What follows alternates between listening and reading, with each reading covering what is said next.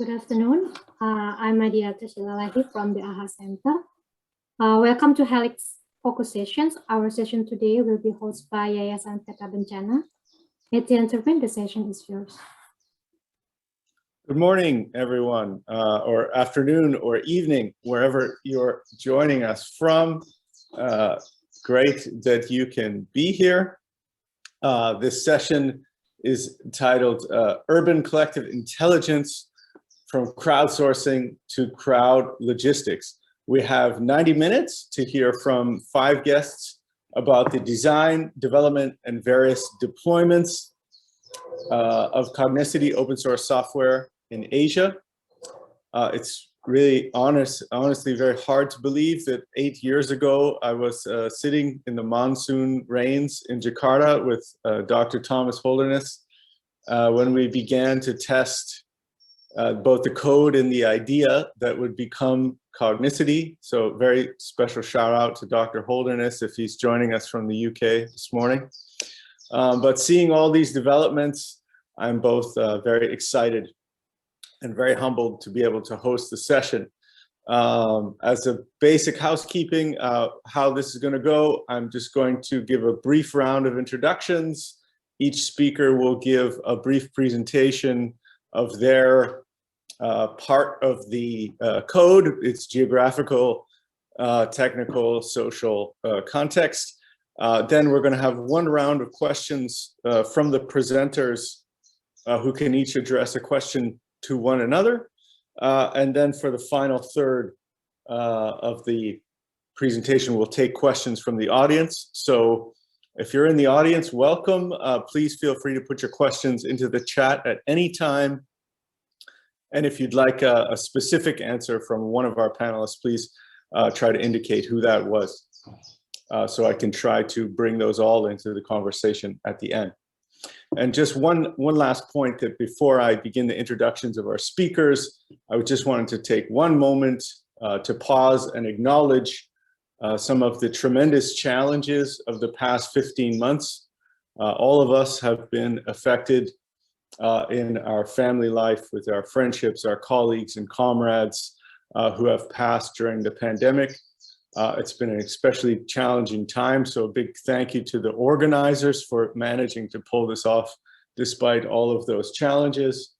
But I think it's also very important to remember in these times all of the mentors who have shaped our work and put us on the paths that we're on. Because while the project of open source software is, relatively speaking, a new one, the social and political and ethical work that shapes the direction of our software and our open source projects are connected to traditions that go back for many generations.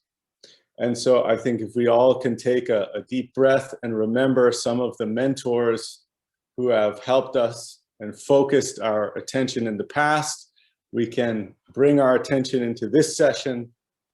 And with these mentors in mind, remember all of those folks who have gone before us and taught us, and keep in mind all of those folks who will follow in our steps and learn from us.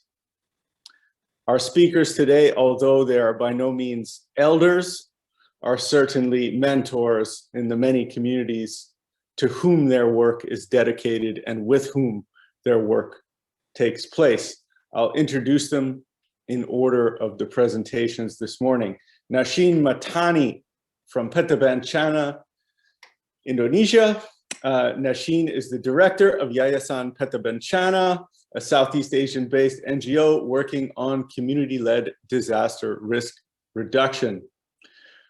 Ferth Manaysay from MapaKalamidad in the Philippines. Ferth is the project and partnerships manager at MapaKalamidad, where he has been co-supervising the development and replication of Yayasan Peta Bencana's social media-powered open source infrastructure for DRR and climate change adaptation in the Philippines.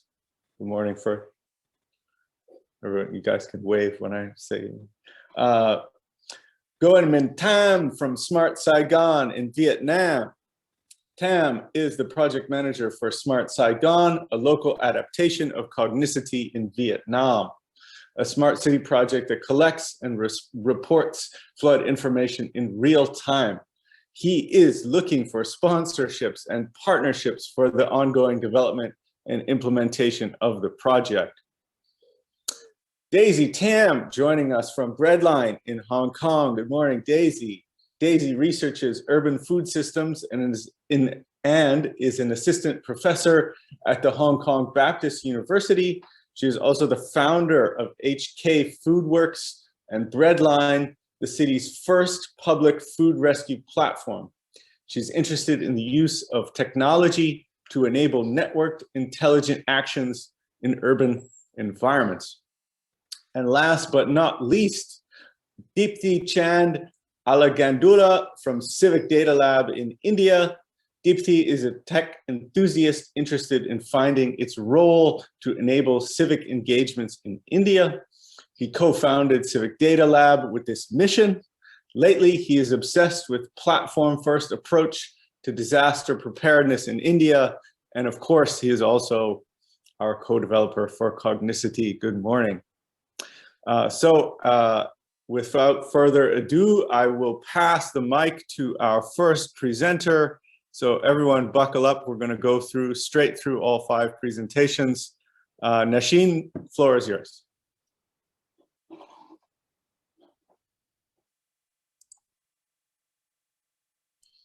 Thanks, Etienne, and thanks everyone for joining us today. So I will start with a little background of how the software initially grew out of the conditions in Indonesia and a brief overview of its evolution here. And so to start with, I shared these images from the flood events in 2013 and then again in 2021. What you're looking at here is the central areas of Jakarta, which historically were never flooded. And here we see them completely inundated. In both these years, what happened was that these floods were caused as a result of infrastructure failure, broken canal walls. Now, what's important to point out about that is that no matter how much computation we have, nothing could have predicted these events. Because what we're experiencing in a time of climate change is greater intensity of weather. So we're experiencing a greater amount of rainfall falling in a shorter period of time. And this is putting an increasing amount of strains on the physical infrastructures of our city. What's happening is that these infrastructures are unable to handle this increasing pressure. And so they're bursting, breaking, causing unexpected and sudden failure. All of the major flood events in recent years have been a result of infrastructure failure. And what this requires us to think about then is about different forms of infrastructure for climate adaptation that are far more flexible and adaptive, acknowledging that the weather is getting more extreme and that there will be times when the water will penetrate the city when we least expect it. What we need to do is enable people to adapt to those situations so that when the flood happens, people are collectively prepared to minimize risk. And so we know that during a disaster, verified information is the most important resource. It's critical to make timely decisions about response and safety. And although rapidly urbanizing cities like Jakarta are often thought to be data scarce, there's actually a lot of data there. It just exists in different forms.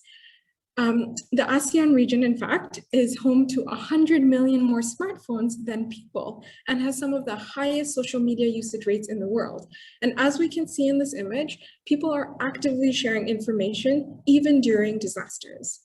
And so what this represents for us then is a ready-made infrastructure to tap into, because all of these phones are connected to 2 very important networks, a GPS system and social media networks. And this allows for the ability to precisely share location and details of context-specific conditions, which is a sensor network unlike any other. And so in 2013, a Twitter data grant that was awarded to the project revealed that there were over 150,000 geotagged tweets about flooding in a period of 6 months. And we see that the tweets are coming from the entire city of Jakarta. And so if millions of residents are sharing information about evacuation routes, about community efforts, this provides a data source of unprecedented resolution to mitigate risk. So the question was, how can we transform this noise into actionable information that allows people to make informed, evidence-based decisions? And so instead of passively data mining, our team led by Etienne and Thomas designed a software that engages with residents on social media to confirm incidents of disaster events. How it works is that anytime the software detects a keyword like flood or earthquake or fire, our bots will send an automatic reply asking users if there's a disaster really happening near them and if they would like to submit a disaster report. And if they respond, they're guided through a few simple steps like these to submit a report. And as soon as they submit that, that report is immediately plotted on a live public. I would say there is from output. Sorry, that report is immediately plotted on a live map in real time.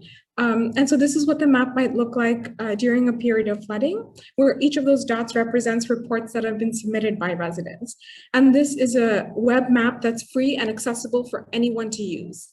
And so this is a method of crowdsourcing that allows us to reach millions of users, allowing us to pull information from street level, from people who know the situation best. And so during a peak event, we can experience up to a 26,000% increase in activity, and CogniCity servers are designed to be able to scale in real time to accommodate for that. We also partner with government agencies who are monitoring the map to attend to resident needs. And we've also developed an interface for them where they can input official information on the map. And this has created a mechanism for transparent two-way communication, which has improved information sharing between formal and informal sectors of the city, bridging critical information gaps during times of emergencies, and increased response times and coordination. But importantly, also what it's done is that it's enabled everyone to more equally participate in decision-making and resource management in their communities. We say that it has democratized decision support tools because instead of concentrating decision-making in a small handful of people who are sitting in a control room, what this does is breaks that control room into everybody's smartphones. And so every resident in the city has access to that information and is able to participate in this cooperative process. Importantly, it was intentionally designed not to be a standalone application because research has shown that during disasters, people aren't going to download something new.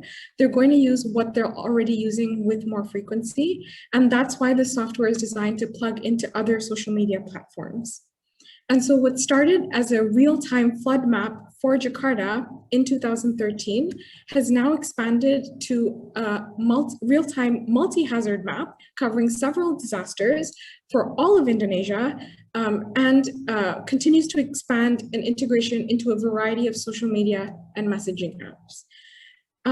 What's important in this process is that what started also as an applied research project within a university evolved in 2017 into the establishment of an independent NGO so that we can always operate together with and alongside universities and government agencies.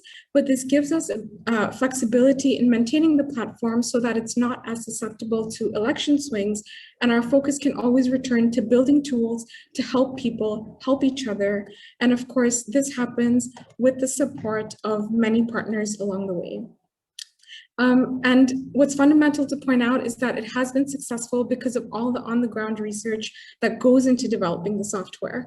The approach from the very beginning is that technology doesn't develop in isolation of cultural context, in isolation of social behaviors. And so we work with a variety of resident groups, NGOs, scientific researchers, government agencies, and universities in the design and development and evolution of the platform. And the reason that we've been able to scale so widely on such a small budget and small team is because of the time and energy that has gone over the years in developing CogniCity as an open source software that was designed from first principles to be transferable by location, type, hazard type, and language. And it's already been adopted by groups around the world to address a variety of urban challenges. And I'm so glad to have them here with us today. And so to continue, I pass it along to Ferth Manaysay, who's joining us representing MapaKalamidad in the Philippines.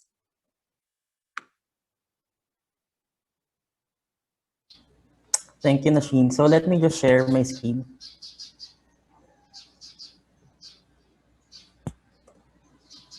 Oops. Sorry.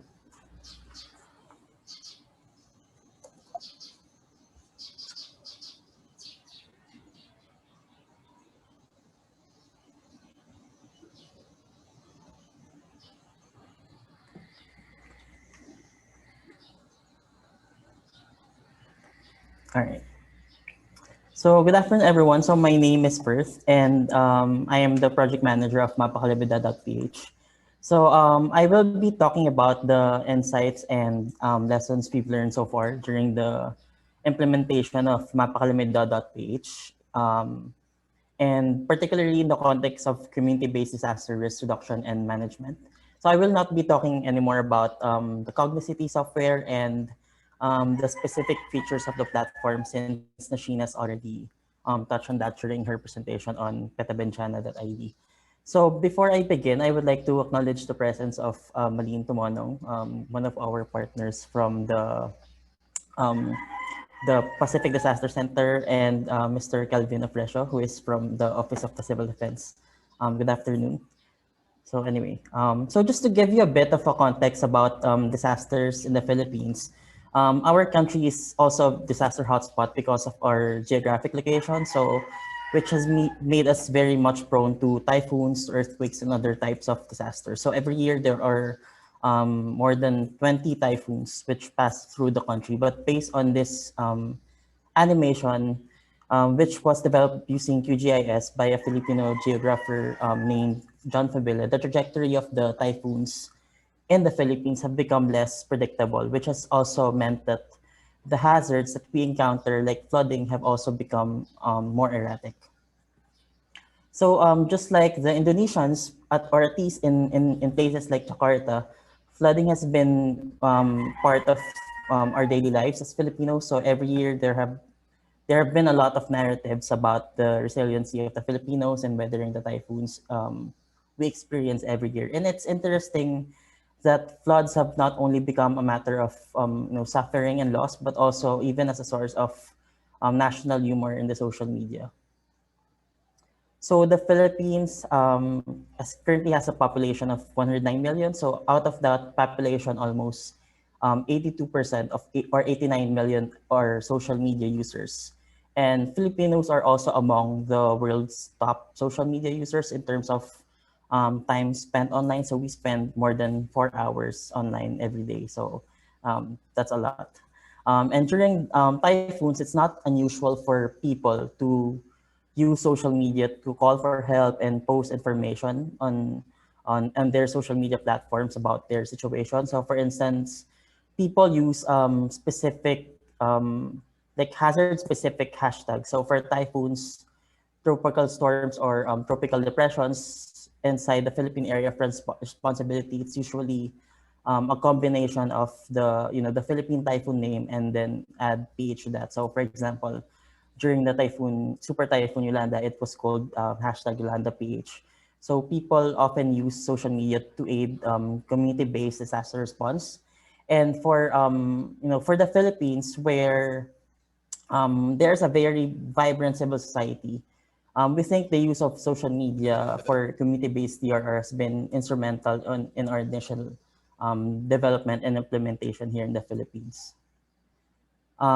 So as you know, community-based disaster risk reduction and management is really a process of disaster risk reduction management in which at-risk communities are being actively engaged. So for example, in terms of monitoring and evaluation, or identifying the different vulnerabilities in their communities and how they could enhance their capacities, and where people could really be at the heart of decision making and implementation of DRR.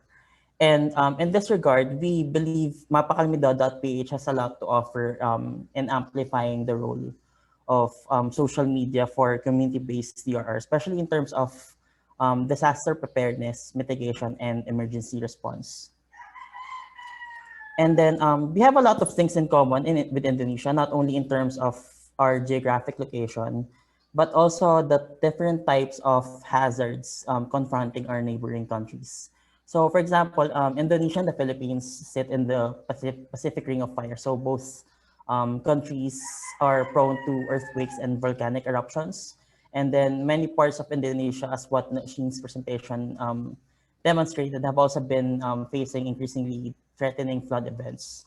So one of the recent examples would be the flooding during in 2020 in Jakarta, which really showed a very similar reality we have every typhoon season here in the Philippines. So from our end, we think that our changing climate and the occurrence of extreme weather events demonstrate the importance, as what Nashin also mentioned, the importance of real-time information for timely and informed decision, especially in order to minimize loss and improve safety. So this really just really served as our motivation to extend and replicate Yayasan Peta Bencana's digital technologies, which we think can really amplify the use of social media and digital maps to provide up-to-date information during disasters, not just in Indonesia, but also in the Philippines. And incidentally, it also fascinates me that we both have a term that we use when we describe the sense of community spirit and mutual aid during disasters. So whereas in Indonesia, they try to build gotong royong during typhoons. Here in the Philippines, we foster the spirit of bayanihan. And this is really at the heart of what we hope to accomplish in Peta Bencana and MapaKalamidad. We want to translate the digital participation of people and communities towards disaster risk reduction and climate adaptation. So MapaKalamidad has been part of a bigger initiative supported by the USAID Disaster Aware Program for ASEAN Regional National Capacity Development for Hazard Monitoring. So in the Philippines, we have also collaborated with different partners. So that includes the Pacific Disaster Center and then the Humanitarian OpenStreetMap team and the Office of the Civil Defense, National Disaster Risk Reduction and Management Council, and then the Pampanga and the Quezon City Disaster Risk Reduction and Management Office. So I would say that our cooperation with the national and local governments have been really instrumental in our ability to reach local communities and navigate through the DRR ecosystem in the Philippines. So during the Typhoon Ulysses, for example, our platform coordinated and transmitted crowdsourced information to our partners in Quezon City and Pampanga. And methodologically, our implementing partners, OCD, the Office of the Civil Defense, and Humanitarian OpenStreetMap team selected with us Quezon City and Pampanga as our pilot sites because they are already well mapped and it was easier for us to integrate them, these areas into the platform.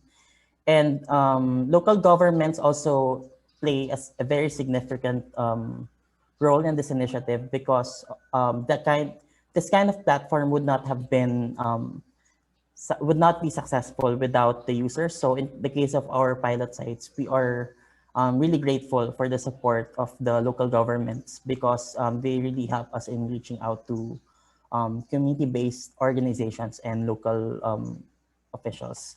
So aside from the residents, the platform is also very much, of course, intended for local disaster managers to help them better respond in times of disasters. And really with this platform, we also hope to support authorities in visualizing much needed data for their response activities during disasters. And community engagement is very important as well. So at MapaKalamidad, we are working with a range of different community organizations. So we have activities like workshops or seminars where we value the input of of these communities to improve how this tool could be also be adaptive to the users in the future. So I think it's useful to tap into the existing networks of these organizations. So trying to have like local champions can be very helpful, especially if you live in countries like Indonesia and the Philippines, where you have thousands of islands. And if you say like someone from far away wanted to have a community engagement program, they don't need to contact people from from very far away, but they can contact these local based organizations. And I think it's quite integral for crowdsourcing tools like ours. So we think MapaKalamidad.ph really has a potential to support emergency planning by helping authorities coordinate and anticipate the changes in the situation on the ground. So we have been partnering and engaging in conversations and knowledge exchange with diverse partners. So for example, we've coordinated events with different organizations, and we've noticed that there are a lot of interest from different sectors to use a platform and introduce them to introduce them to their respective communities. So far, we've socialized with like women's groups and then youth organizations and also humanitarian networks, and a lot of them already, as what I mentioned, they already have existing networks already at the local and national level, which is great for us because we hope to tap into them as we expand here in the Philippines. And our next step is really to scale nationally. So in this, in line with our plan to expand the map, we really hope to encourage crowdsourced disaster information and increase the accessibility of critical information at a national scale. And we hope to develop different tools and programs to raise public awareness about MapaKalamidad.ph. And the main challenge, I think, is really about scaling and letting people know that they could use a platform like this during disaster situations. So our goal is to cover the entire country and disseminate the platform as wide as possible. And for that, we have planned different socialization activities. Many of them are in partnership, of course, with the Peta Bencana and the organizations that we've already worked with here in the Philippines. And we really hope to train residents and volunteers and envision them to take a more active role in reporting real-time disaster information to MapaKalamidad.ph. And with that, we hope you can support us in building capacities for community-based DRR and climate adaptation in these, in these very challenging times. And to end this presentation with Nashin, as we say in Peta Bencana and MapaKalamidad, when we share what we see, everyone can stay informed and to avoid danger and reduce risk together. So maraming salamat po.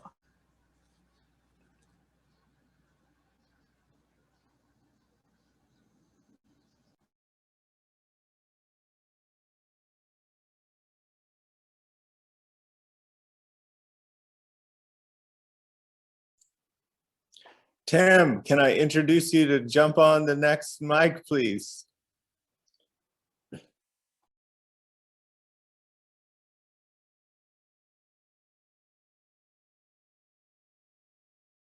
Hi everyone, can you hear me well?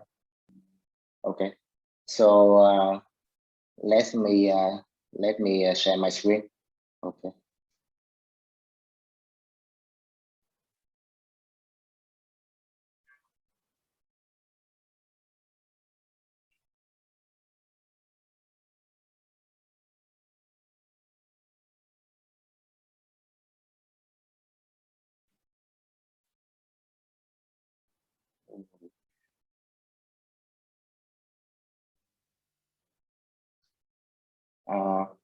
Etienne, can you add me?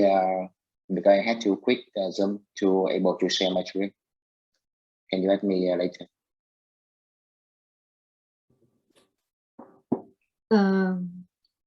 Yeah. Not yet. Sorry, I don't think I don't have the control, but I think our colleagues at AHA will set you up. Okay. It's okay. Can you unsee it? Yeah. Okay.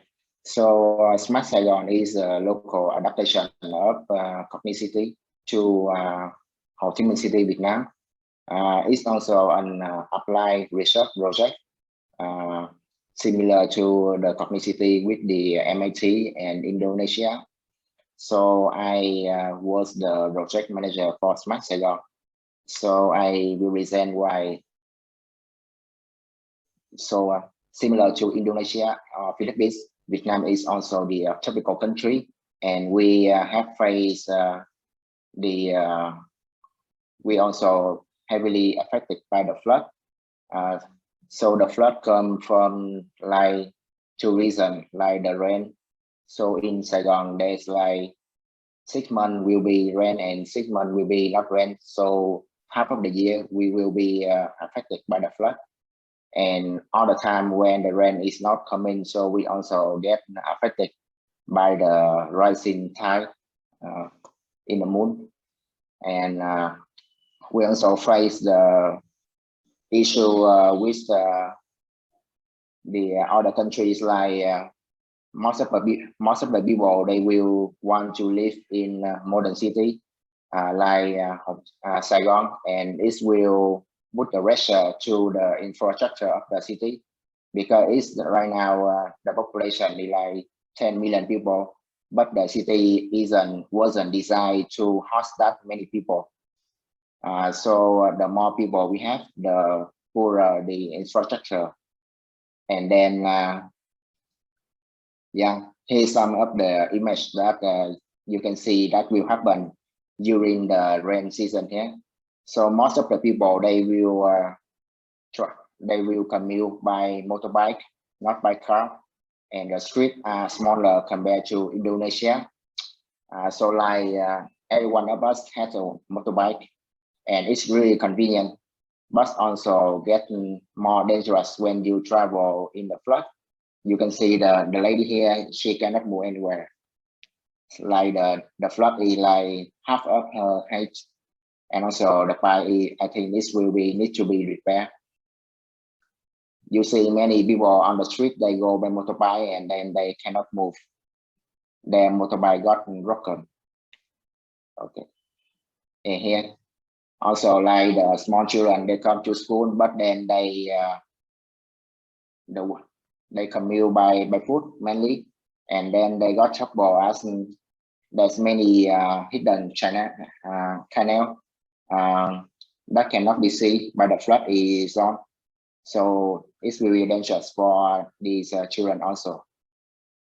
And here's like you can see, like we one of the dangerous thing is like we have the heavy truck, right? And then when it's passed out, it will create a wave that will affect to the small motorbike.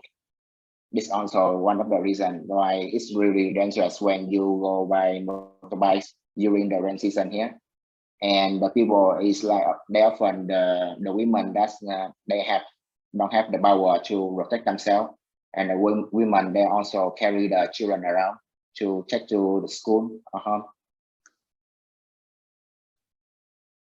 Okay, and so in 2017, well, we have a chance to adapt the CogniCity to Saigon. But one of the problem that we face is at first we can easily adopt the CogniCity into Twitter in Saigon. So we have also captured the keyword like ngập lụt, which is flood in Vietnamese, and so the bot can auto reply to the person who tweeted successfully with no problem. But the issue is like the demographic and the user behavior is kind of different to Indonesia. I know you guys are one of the big fan of the BlackBerry, the keyboard, and the Twitter, but now in Vietnam we don't use Twitter a lot. We use we more like the social forum, and so the Facebook is more suitable to us. So most of the people, they won't use Twitter, even though they use Twitter, but then they come back to Vietnam, they don't use it. So the way the people communicate is only by Facebook, And the Facebook, it doesn't have the API similar to Twitter, so we cannot crowdsource the information like the Twitter. So that's why I have to think a way to keep using the CogniCity and also how to adapt into the user behavior in Vietnam. So we have the idea of create the chatbot on Facebook to collect the flood from the user. At that time, the Facebook on the chatbot on Facebook Messenger is kind of it's like kind of wide use, but it's only for the selling only, for the restaurant. They want to ask some auto question. So we are the first to think of using the Facebook chatbot to collect the information from the citizen to make them feel more familiar instead of the Twitter, because the Twitter is only someone who live overseas. The local Vietnamese, they don't have a Twitter account. Okay, so we have successfully developed the chatbot to collect the flood information, and we also use the CogniCity. We adapt the CogniCity platform to store the report from the Facebook chatbot. So in the demo, we can show where the reports come from the Facebook Messenger, or the reports come from the Twitter. So we have two different icons so that the people can recognize it. And we also have built because it is an applied research project, so the budget is limited. So we have to ask for the volunteer from the student that we know. So we host the workshop in the university. We show the student how easy it is for them to report the flood, and we divide them by group to encourage them to submit the report, because we have it right now in the rain season also. Yeah. And here's like how we submit the report on Facebook. So the person can say hi to the page, and which will automatically send the action. So it will ask for the location.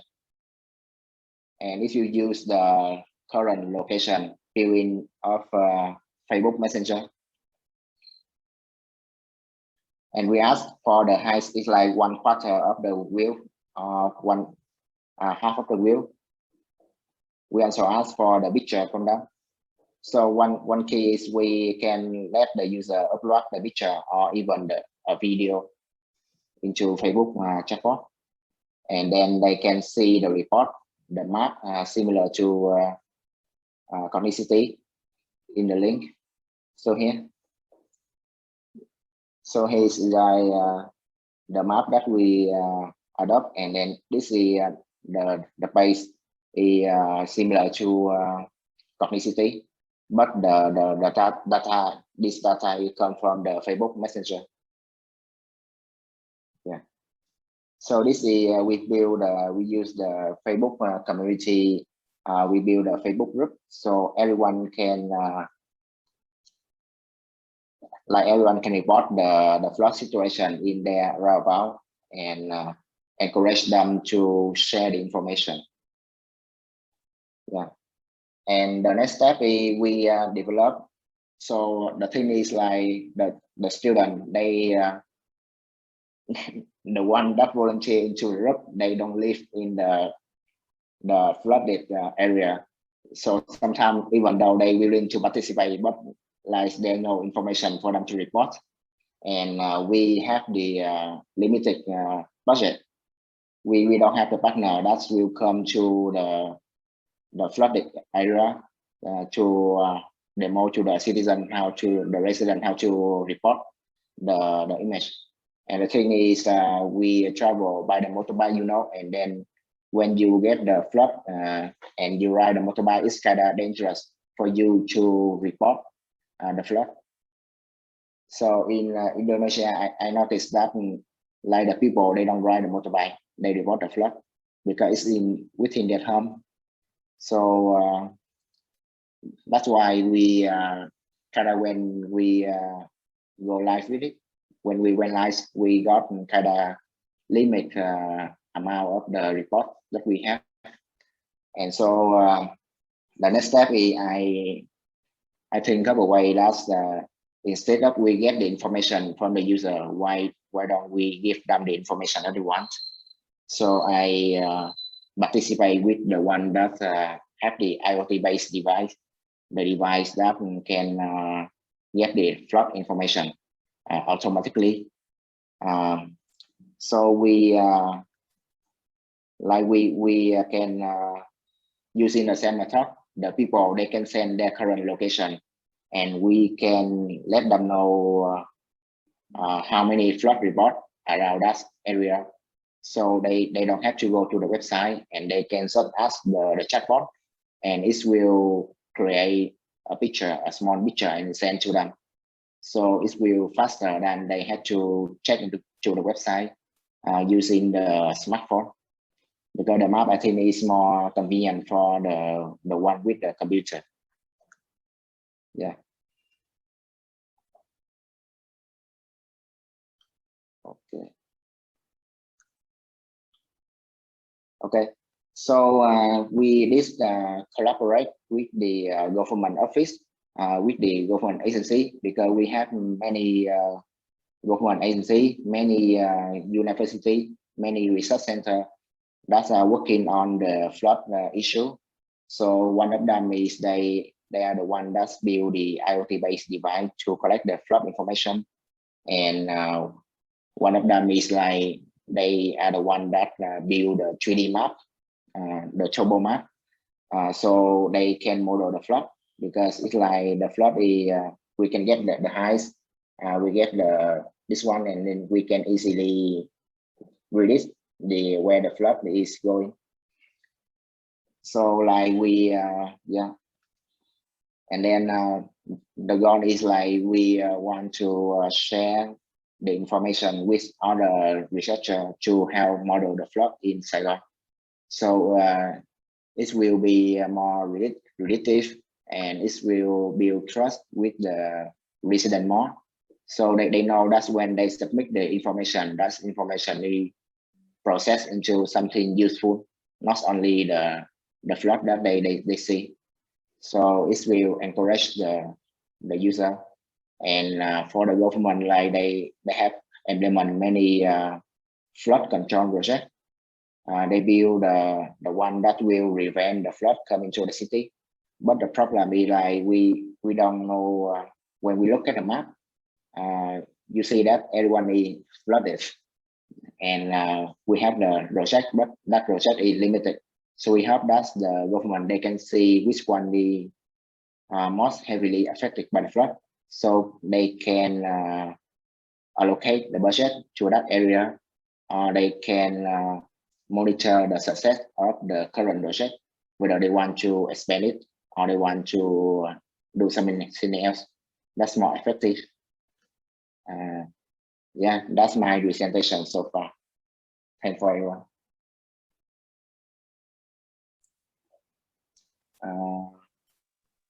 I will pass to Daisy. Yeah.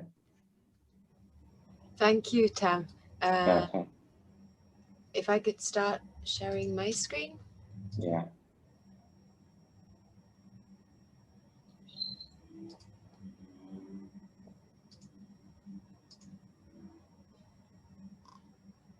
Okay. All right. Hi, everyone. Hello from Hong Kong here in Southeast Asia. My project is called Breadline, and I'm based in Hong Kong. My research work is in urban food security. So I'm presenting a project that speaks to all these other projects within CogniCity, but I think I'm at the logistics end of the part. I work in urban environments, so cities are of great interest to me. Cities are crowded, they're densely populated, and in the case of Hong Kong, it's pretty well connected. And it offers a really interesting sort of setup to try out crowdsourcing. Obviously, with all the projects that we've heard so far, we've been talking about mapping and prediction, and these are all sort of informational kind of context. Breadline is trying to look at this and looking at it, looking to extend the power of the crowd to not just the collection of information, but actually to the movement of goods, so i.e. logistics. I'm interested in looking at how it enables real-time collaboration and allowing for self-organization in action. That enables people to use most effectively resources, skills, and time. So the context of what I work in is food. So it's not quite the same as, for example, the floods, the fires, the hazards that we've been hearing about so far. The application is in the specific challenge of food rescue, which is the repurposing of surplus food. What it offers is a non-critical situation to try out a lot of the similar ideas. How do we decentralize operations? How do we enable people to help each other? How do we verify information? And how can we enable people to respond in an agile manner? So hopefully my project will be able to sort of demonstrate a few of these challenges and how I've overcome them. Right, the problem is that we have globally 1/3 of everything that we produce in terms of food gets wasted. Much of that is thrown into landfill, such as the one that you see in the image here. In waste studies, we call waste matters out of place. So obviously these are resources, but because of design failure, we are unable to utilize them in a proper manner. This cannot be utilized because it's undifferentiated, it's noisy. I mean, if we think about an informational sense, such as what Nashin said. But the idea is that we are looking at how we are dumping lots of food waste into landfills, and to stop food waste, to stop food from being wasted in such a way, we're trying to sort of intervene just before in a just-in-time manner. Hong Kong exemplifies much of this problem. We throw away 3,600 tons of bread, 3,600 tons of food every day into landfill. That's the equivalent of 250 double-decker buses. And in parallel, 20% of the population lives in poverty and suffer from food insecurity. This is increasingly a problem in rich cosmopolitan cities. The type of food insecurity that we are observing happen hand in hand with the prosperity that we witness in these cities. Now, I did say that we are not, well, in the case of food security, it's not a crisis situation at the moment. However, we are beginning to observe warning signals. For example, that warning signals of a very vulnerable food system. What you're looking at here on the image is the price fluctuations of fresh fruit and vegetables. During Typhoon Mangkhut, for example, or a cold winter back in 2016, we see these sort of crazy peaks.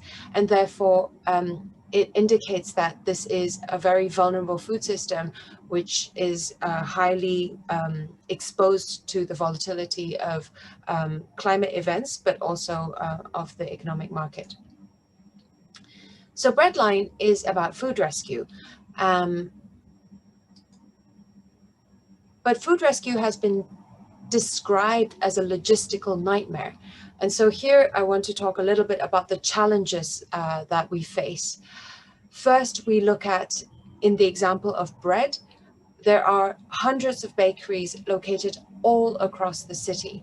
Even if it's a well-connected city, geographically is so dispersed that it's very hard to organize a logistical rescue. Second, all the shops close within a 2-hour window. So the question is both a temporal and a spatial one. How do we get to all these spots in such a short amount of time? Add to that, we have the fluctuating availability. With food rescue, we really don't know how much bread there is left or how much food there is left until an hour or so just before closing. So the idea of not knowing how much food there is left makes it even more difficult to organize a response. At any given night, about 20 to 50% of the shops sell out. And so you need to send the people to the right place at the right time. Rescue is indeed getting to the food in just-in-time manner. Most organizations do a sort of, most organizations assign routes to ensure that every shop that they have in their network are covered. So in that kind of sense, it's also challenging because organizing and managing volunteers are very labor intensive. And according to some of our NGO partners, the return rate is very low. At any given sort of event, less than 1% of the volunteers return. So it's not the most effective and efficient way of organizing or of mobilizing the crowd. So Breadline comes into this situation as Hong Kong's first food rescue web application. Again, like Peta Bencana, we are not an app. We are not a native app. We are a web application. Our challenge is getting volunteers in the right place at the right time. And we do so by providing them with real-time updates. And we provide very transparent information. So all the data we collect, we share it back to the stakeholders, including the donors and the beneficiary organizations. So here I want to just show you a little bit of the interface of how volunteers are enabled to act. Volunteers can choose when and where they want to run. So instead of a route assignment, they choose when they want. So right up to the last minute, if no one has claimed that shop, volunteers can click on the pin and they can claim it. What that enables is that they can respond to the real-time situation, because the real-time updates show how much bread there is left at each of the shops. So volunteers can decide where they want to go with the most impact. So they can sign up, they can view the live map, they can select the runs, add it to their runs, and they also have a profile page where all the data collected is also within their control.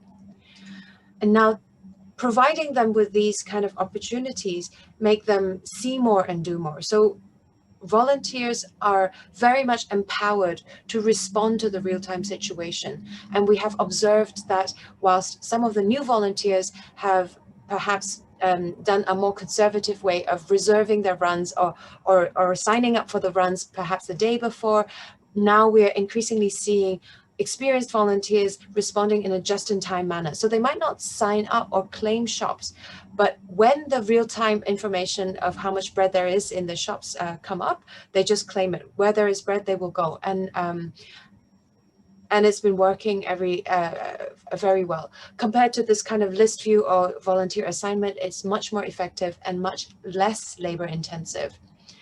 I just want to show you finally a few quick slides about how what it looks like and what are the kind of successes that we have experienced. The idea of decentralizing this design has allowed Breadline to actually continue and expand operations during the pandemic. And if some of you might be aware, before the pandemic, there was the social unrest where the situation around town was also quite unclear.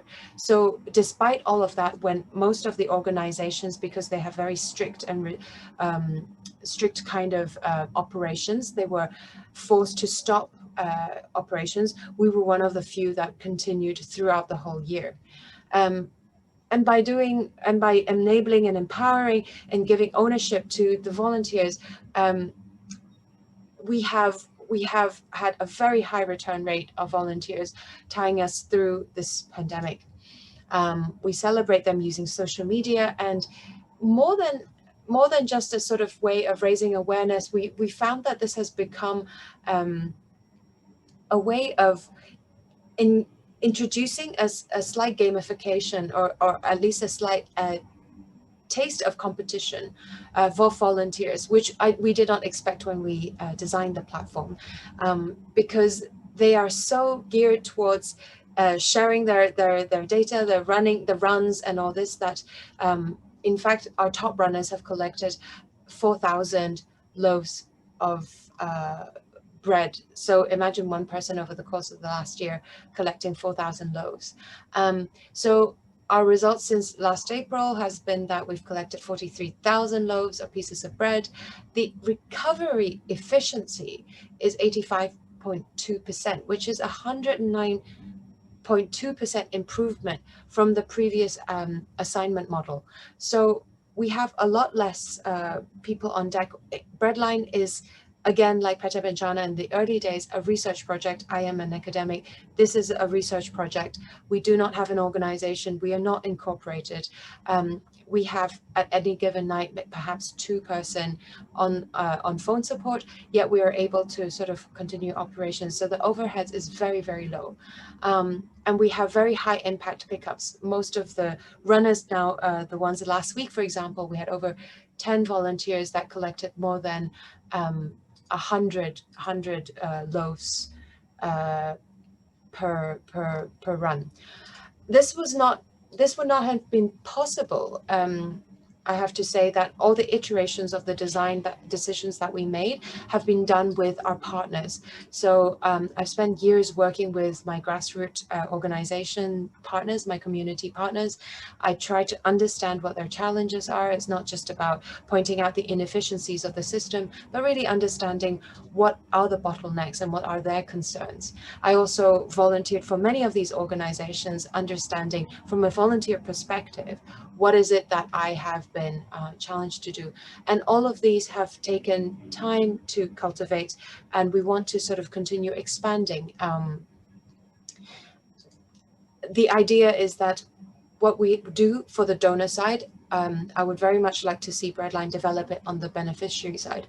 So whilst we can use real-time updates to see how much of the demand, of the resources there are and where the people are needed, I would also like to then finish the piece of the puzzle to see, hey, you know, if I am a beneficiary and I need a certain amount of resources, at what point do we stop? Because I have seen in other kind of critical situations where when you make the call out and you say, hey, you know, I need maybe 300 bottles of water, everyone responds. Suddenly you're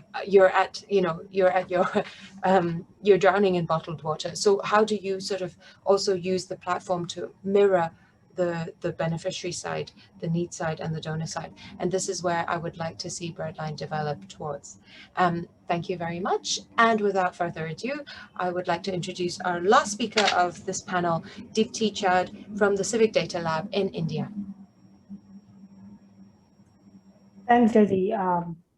Hello, everyone. This is Etienne. Let me start sharing my screen.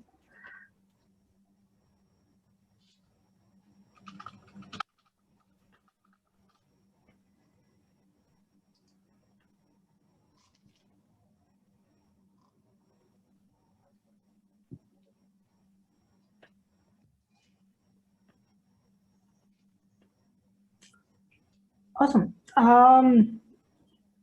Okay, so talking about of the group, I'm representing and the technology side of the CogniCity and our plans to have CogniCity in India. But before going there, I just want to introduce what CivicDataLab is. So CivicDataLab is a research lab based out of India with a goal to empower civic engagements in India via our four pillars, using data, technology, design, and social science. So connecting these 4 points, we try to work with various civil society organizations in various of the interventions which enable them to function better. And our focus areas has been public finance, law and justice, urban development, and education. And under the urban development is where we have started working with CogniCity, with extension working with Peta Bencana and MapaKalamidad. Currently, CogniCity, just to a recap, it's a system behind the report collecting platform, which all the platforms who presented are using. It's open source by default. Everything, all the design, architectural, source code is available for anyone to use. And also the APIs which enable you to collect the data from these platforms are also open for anyone to use. And currently it supports 3 major social media bots: Twitter, Facebook, and Telegram. Architecture is quite fairly simple. Here you have users from different platforms coming in, and they talk to the CogniCity system, which collects some information from different various of these platforms, converts into a consumable information and stores it in a cloud. And that information is retrieved by the real-time map, and which is again served back to the users. Now, this information is also collected via APIs, which people can access directly even without the map. And we detail it more the further slides. We started while collaborating with Peta Bencana and MapaKalamidad, we started editing this architecture a little bit more to support few major points. How make this platform very scalable to the extent that it will have very less turnaround time. Whenever there is a disaster, there shouldn't be any problems with the platform.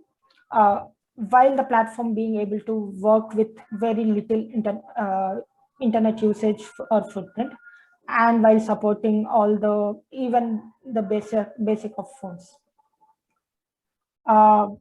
Recently, what we have been up to is we scaled up with a technology known as serverless, which enabled the platform to scale with a very little financial difference or financial impact. CogniCity being around for some time, we updated everything to the latest so that you make use of the recent developments in the technology in enabling the platform, and had an enhanced location mapping, which enabled the platform to extend to all of Indonesia, 2 cities in Philippines, and in future expanding it to all of Philippines and more. But what's next coming for CogniCity is have a better or more number of social media platforms like WhatsApp, Viber, or even more. Have a better monitoring system. This would enable the stakeholders working at the different points, let it be the on-ground workers, or volunteers, let it be the donors, let it be the platform maintainers, have a complete idea of where the problem is, where the initiatives can be taken to enable reporting better. Make the platform more generic in nature, which can be extended by not just for the disasters, but also to any other reporting, especially in the context of pre and post disaster times, as well as for other cases like for Breadline, which this is just presented. And have a robust bot management. Given bot is the major source of reports for the platforms, have a better bot management so that they can be adapted with the disasters or with the time.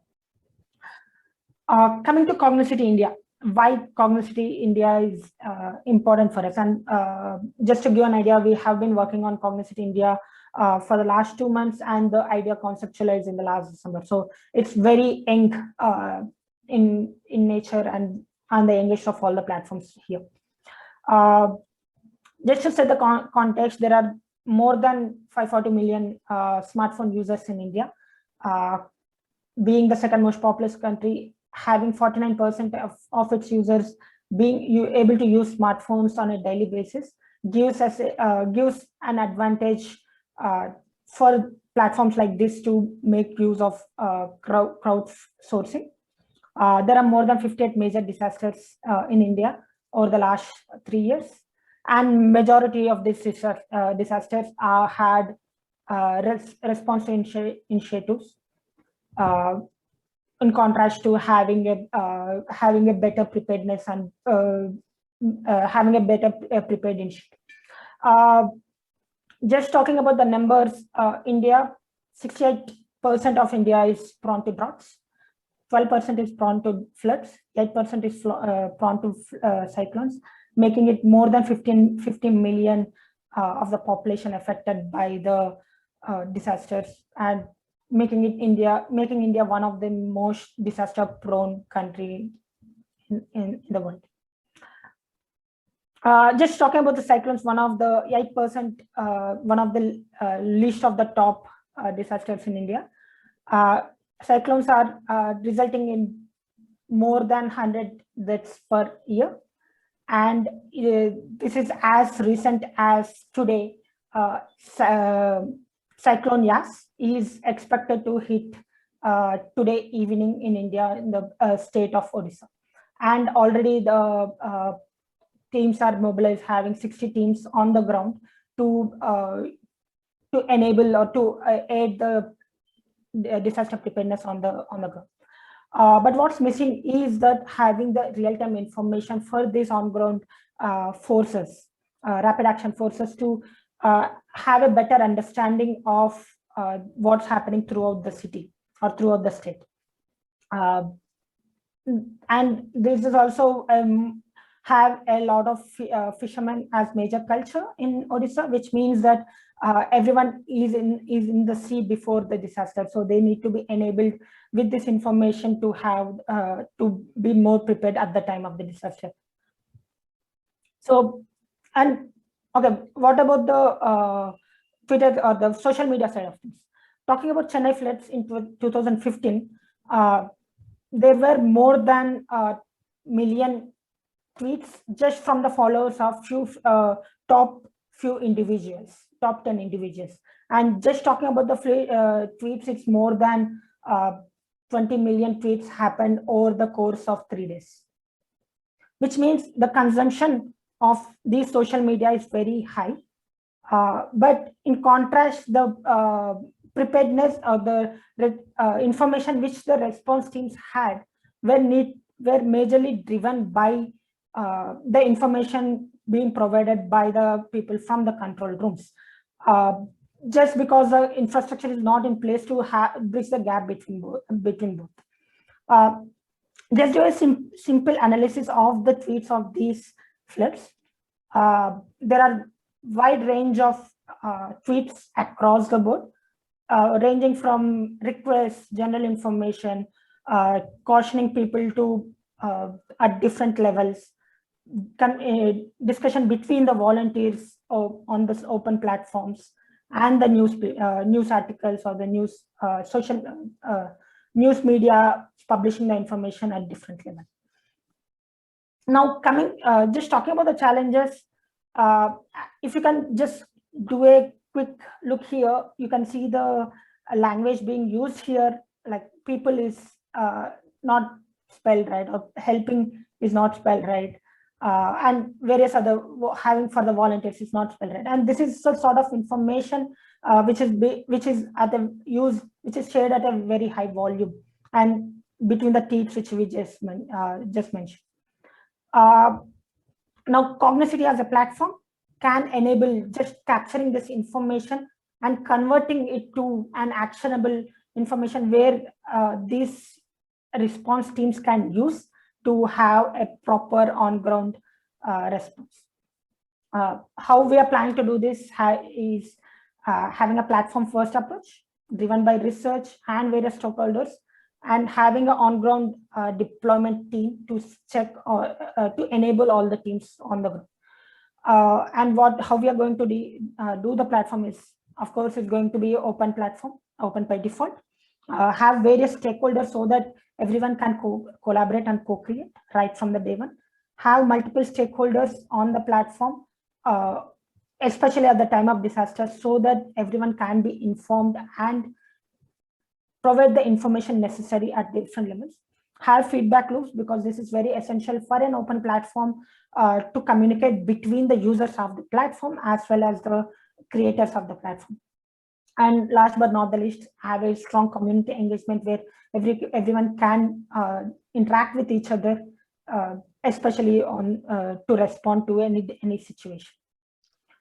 And the research question we are going with is the higher level of the is extracted from the research question of the CogniCity, is majorly looking at how local governments can be enabled to quickly respond by making use of the social media. And this is majorly divided into two: how to effectively use the social media, how can local governments be enabled to use this information. And this is the major one, where these are the two major areas where we are working on to talk to various stakeholders at different levels.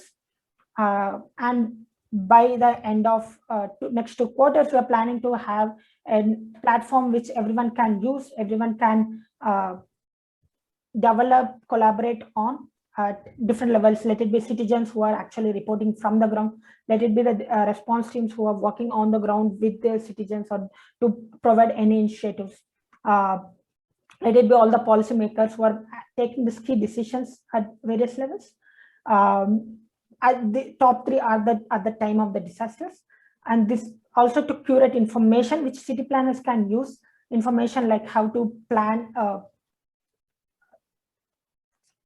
how to zone a particular city, creating the water maps for the city, let it be creating planning the infrastructure for the city or more.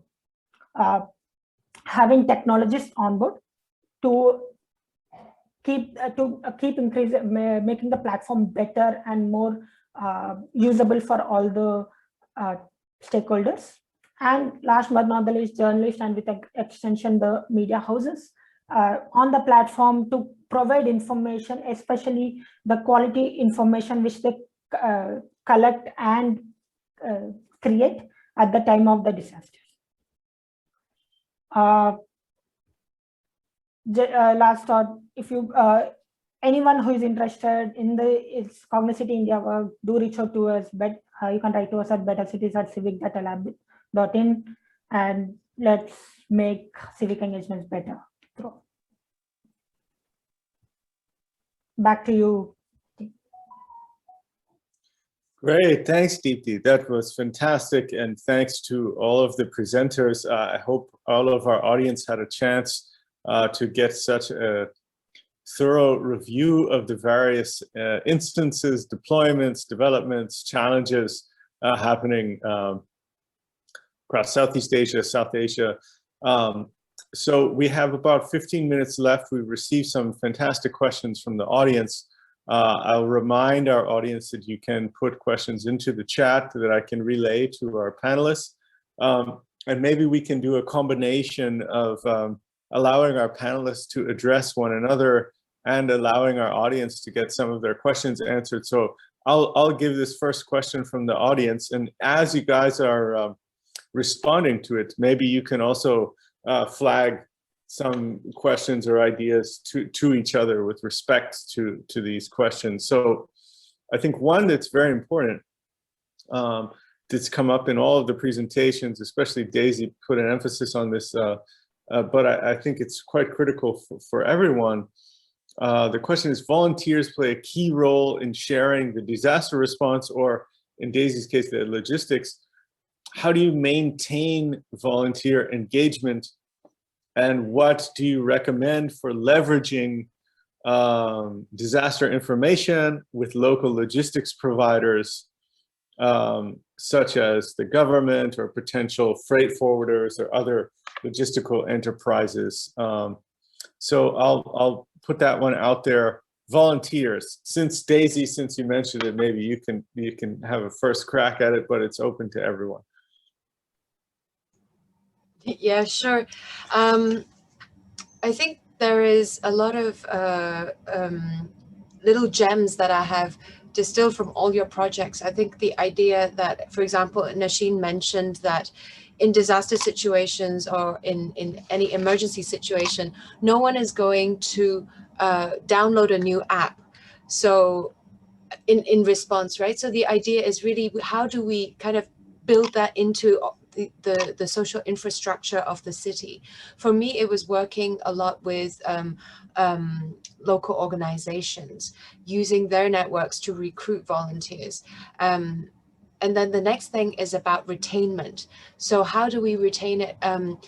How do we keep them coming back? And I think from a design level, the fact that we've completely flipped the operations around to using a user-centered design, making it easy for them and open to them to participate, first makes their kind of time cost much lower.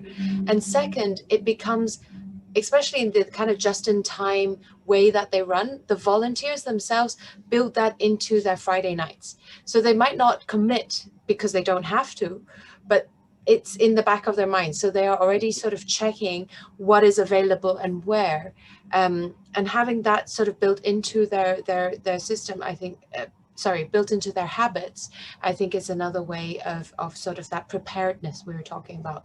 Now, in terms of sort of really getting them to come back in continuous engagement, I didn't particularly design for them, but the very simple show of what they have done, just an account of how many loaves of bread that they have collected, and celebrating when they've hit a first milestone, you know, the first 1,000 or the first 50 runs, you know, and using that as a form of engagement tool actually creates and introduces forms of ideas of gamification and competition. And I think this is a very interesting way.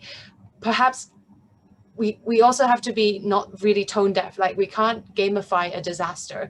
But in the case of food rescue, I think it works really well, because from old till young, I have very young volunteers and all the retirees, and every single one has shown a competitive edge, which is unexpected. But yeah, these are the couple of points that came to mind. Oh, competing to collaborate, I think, is the new model. I know, Tam, you mentioned this as well, with respect to finding ways not only to use the business intelligence tools within social media to sell people things, but in fact to find ways to bring them, you know, into, say, a healthy competition, which is to say, a competition focused on helping each other. I assume Ferth maybe also with 4 hours of internet time a day, there is a fairly healthy environment to get involved in how to design some competition elements that are positive, virtuous feedbacks as well. Nashin, maybe also. Sorry, go ahead, Ferth. No, I was just gonna say that I agree with what Daisy said about how it's important to tap into existing networks. So I kind of touched that also during my presentation, that for the case of MapaKalamidad, our entry point is really looking into existing organization. In the case of the Philippines, there's a lot of them. So like at the regional and local level. So it's been helpful for us to introduce ourselves with them, and hope that we'd be able to tap into the existing members or networks that that are already there, so that like in terms of how we engage with them, is we really look into how they operate and what kind of gaps could be fill into you know, the different activities that they do, especially in terms of response activities, or in terms of how they prepare for disasters. Right, Nashin, I know you guys are also working on kind of building up a network of your own, a sort of ambassador group. Yeah, so as we scale, so we just scaled nationally, we scaled the platform nationally last year, but with a very small team, it was how do we develop scalable strategies to socialize and outreach the platform? And as Ferth mentioned, what we're doing a similar thing here, where we're tapping into existing networks, and then from those building out a youth program. Next year, we'll be embarking on building out these programs like youth ambassadorship, where I think also important to learn from Daisy's experience, like how the gamification sort of is an important tool in like bringing back recurring volunteers. We wouldn't use that in, as you mentioned, in a disaster context, but maybe we could adapt that for training. And so like add a bit of that element as well. And I think, I guess, in terms of the socialization, we see like we're tapping into existing networks, but one question maybe I have relating to this that's maybe Deepthi can speak to is that because it's an open source software, I mean, on the ground, we're building these networks of sharing through like enrolling volunteers. On the like level of the software, we want to build contributions from like people contributing to the software. So like maybe Deepthi can speak to like the vision of either CogniCity moving forward, also like the challenges of that in terms of like we want to invite people in, but how do we like manage and maintain those contributions so that we can have these useful exchanges across the platforms and learn from each other. Deepthi, can I just throw in a question from our audience that connects to this, because I'll let you take them both at the same time then, because we have several questions that have come in that also ask from the point of view of the AHA Center and the ASEAN group in general. How can the ASEAN member states, AHA Center, work together to develop a more effective disaster mitigation response platforms? That's one. How do we get those folks working together?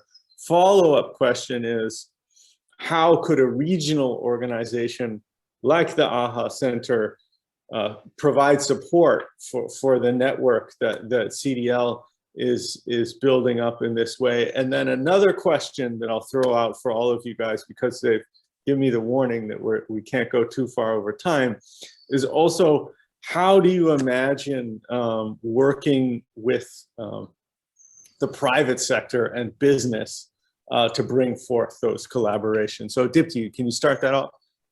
Yes.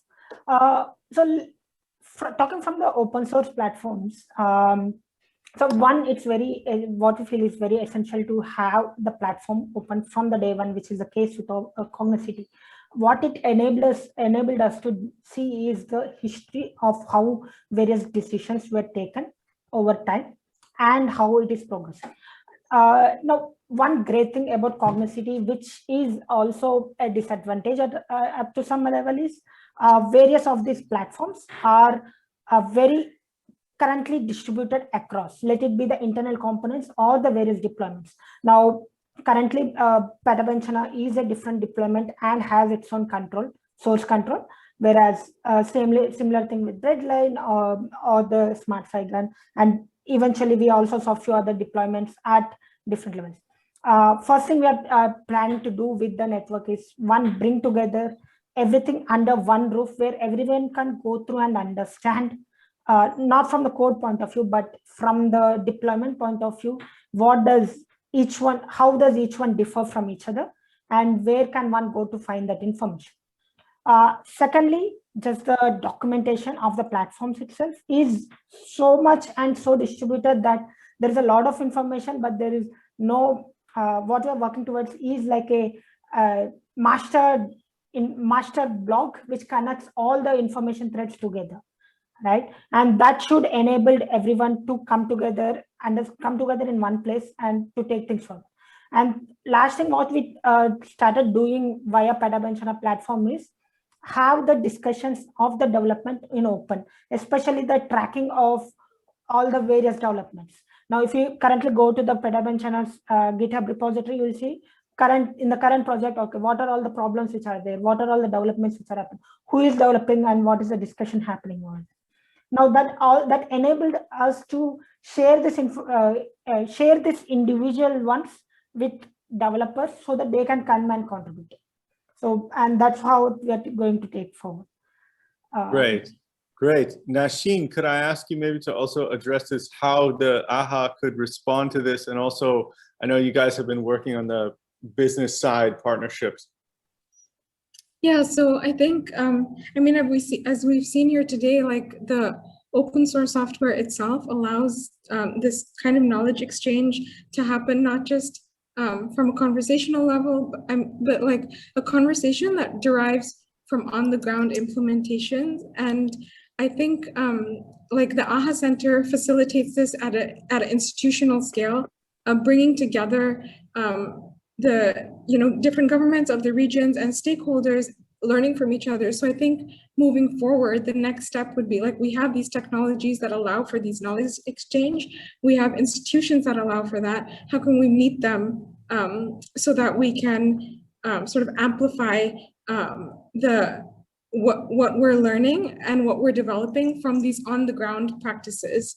And so I think it would be great as a next step to see like how CogniCity can have workshops in collaboration and with the AHA Center to amplify these efforts. Great. We're getting now a lot of questions. Seems everyone has realized the session is coming to an end, so we're just getting flooded with great questions here. I'll throw up a few of them just to make sure we get these issues on the table. But I would point out to everyone that you can visit the exhibition within HELiX. And as Nashin mentioned earlier, I believe you can chat in real time with the team inside of that exhibition. So if we don't get to your question, we can take it there.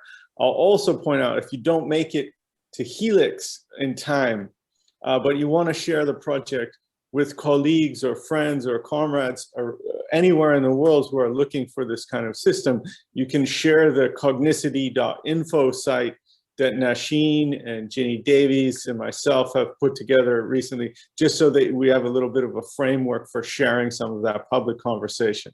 So we have a number of questions about government. How do the various projects work with the government? Do they work with the government? What's the relationship? How formal is that and whatnot? There are some concerns about volunteer risks and liability, both with respect to taking on the logistics concerns, but also, of course, disaster coordination. There is a question about youth, the involvement of youth, and also demographic specificity in terms of how can the platform be pivot to support women and children who are specifically impacted in unique and important ways as a result of disaster events. And then again, one more around security and relationships to the government. So I might just give, since we have a maximum of 10 minutes left and they will cut us off, I would like to just give us maybe one last moment for everyone to give a 1 minute, start your timer, quick shout out and plug for your project. And if you want to say, point anyone to anything, and then we'll wrap it up, because these are great questions. Everyone will be able to, if we didn't get to your question, hop over to the exhibition and we can have a chat about it there. We're really grateful for all the feedback, but I give it over to the panelists to give one last endorsement. Nashin, you want to get started? Sure, yeah, I mean, that's a lot to cover, but we've been, I think one critical thing to point out in terms of this involvement with the government is that we have been working in collaboration with government agencies from the very beginning. So it's always been a co-research project with them. And similarly, in the engagement of these volunteer groups and at-risk groups, how do we incorporate their concerns is that the platform is always developed in collaboration with them. And so that research informs everything on the platform where we address their privacy concerns and specific needs of specific user groups. Thanks, Nashin. Firth, what do you got on this? Hi, thank you. So 60 seconds. Yeah, for MapaKalamidad, we work more with local government. So I guess I would address that. So like for us, as what I've mentioned, local governments really played a big role in this initiative because they, this kind of platform would really be successful if the users are, if we are able to reach the users. So in case of the pilot sites we work, we are very thankful that the local governments have been very supportive in reaching out and helping us reach out to residents and community-based organizations and with barangay officials. So aside from the residents, we also hope to really intend to help local disaster managers to help them better respond in times of disaster. So we hope to support them in visualizing the data that they need during response activities during disasters, and especially during this pandemic. I think one of the lessons we've learned from the constraints of social distancing and health safety protocols is it's really hard to prepare for everyone to prepare for disasters in the same way that they did before. So I think it's important that we are really able to equip them with the information they need about safety and response. So yeah, please follow our page and follow us on Twitter and on Facebook, so you'll be able to learn more. Tam, can I get your last word from SmartSaigon? Okay, so from my experience, when I was working with the government, they have many sites, and it is kind of slow down the project. So I hope that's the next time. I think that's we will have to work with the community-based group who have the good relationship with the citizen, so they can educate the resident to use the app. So I think it's faster because the government here is like they have big project, and then the allocation of the big project, big budget into smaller one is kind of really slow. So I think it's better to communicate with the resident who get affected by the flood, so they can respond themselves better. So I think that's my idea. Great, thank you. Daisy. In response to the government, I think first put it on the agenda, because I think neither food security nor disaster preparedness is particularly high on the government's agenda in Hong Kong.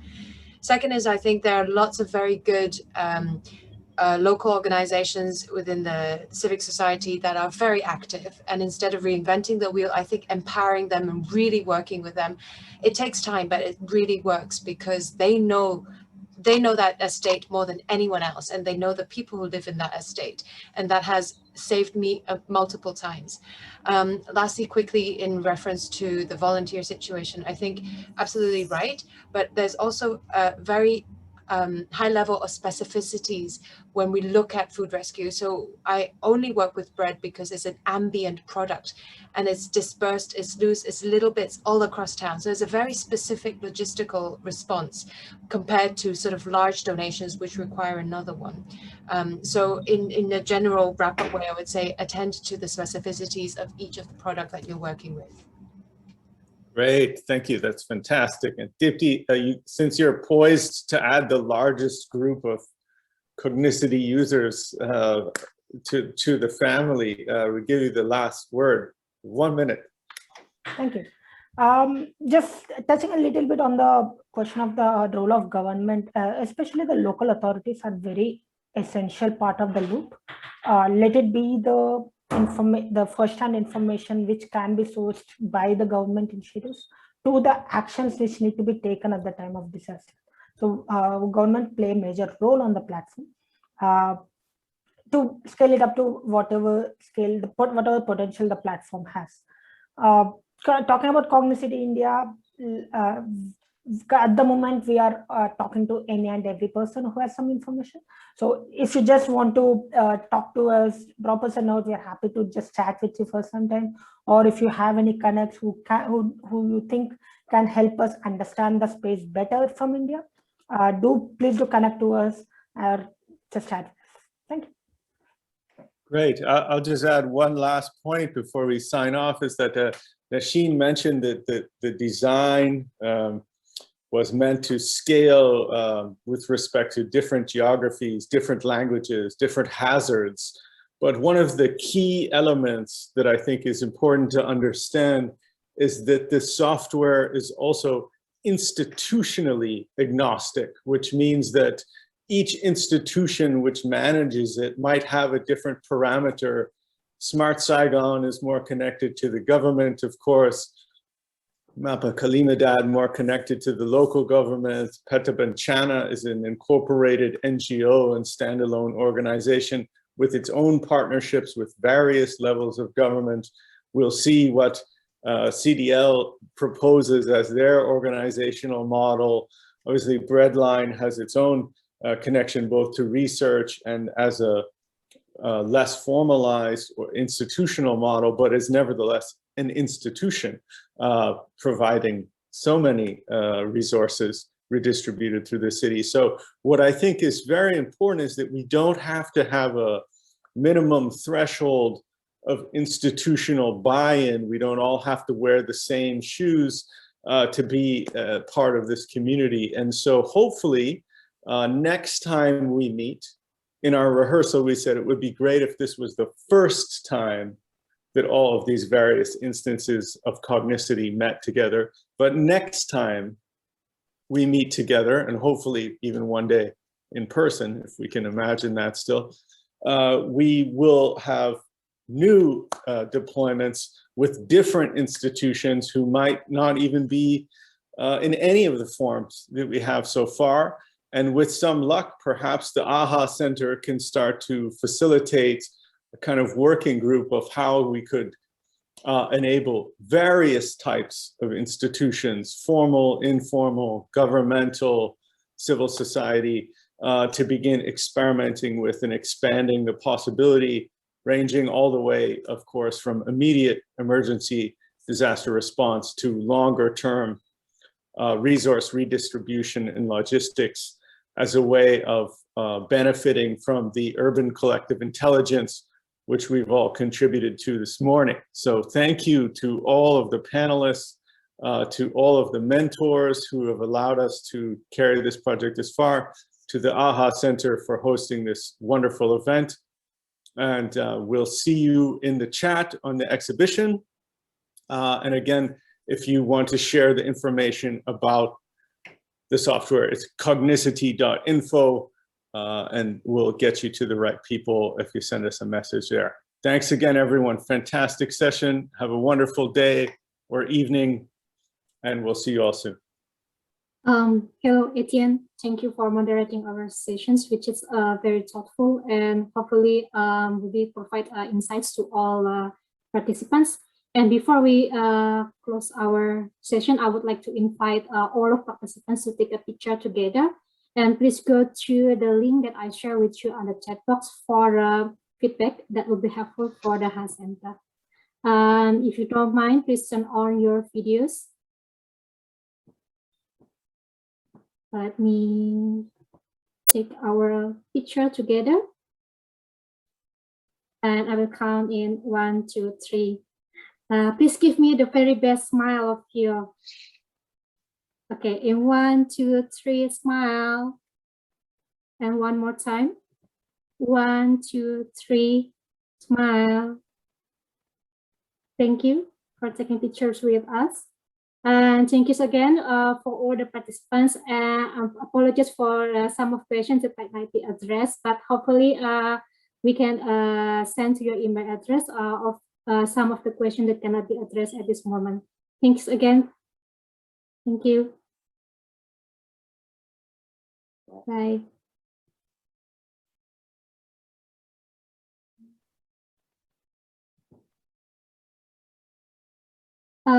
For the co-host, may I have a moment with you, please? Just for 1 minute. Thank you for your sessions. I really appreciate it. And if it's possible, please share with me your presentation slides, because we will pull it into our stored folders. And is Etienne here?